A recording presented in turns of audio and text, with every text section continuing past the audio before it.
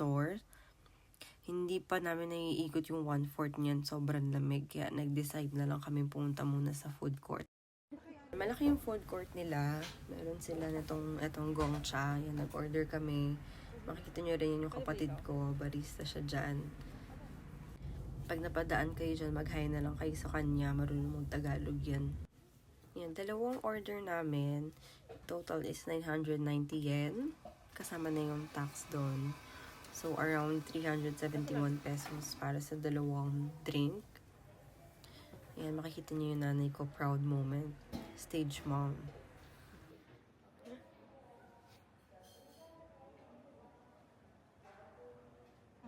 Nag-order din kami ng takoyaki. Ayun yung takoyaki nila. Masarap din siya and mura. Nasa around 300 pesos din yung isang order. Paglabas namin ng food court, grabe, parang paggabi na agad. Pero nasa 4:30 pa lang yung oras niyan. Ganun kasi sa Japan, kapag winter, ang bilis niyang dumilim, ang bilis maggabi.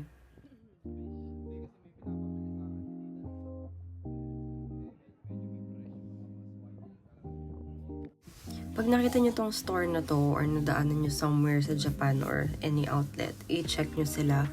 Kasi makikita nyo yung prices na nakalagay dyan. Nagbibigay pa sila ng 50 to 80% off. Lalo na kapag summer clothes yung nakalagay.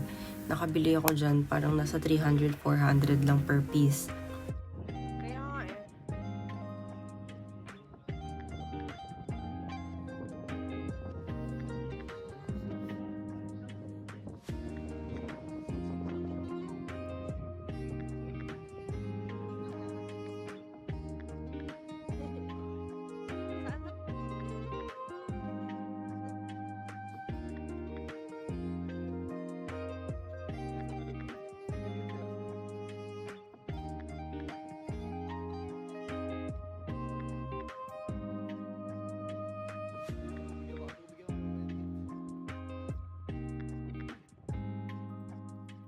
Nag-decide na rin kami umuwi kasi sobrang lamig na talaga.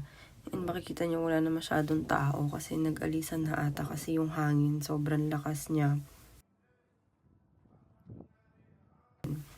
Ayan, naliligaw pa kami papuntang parking.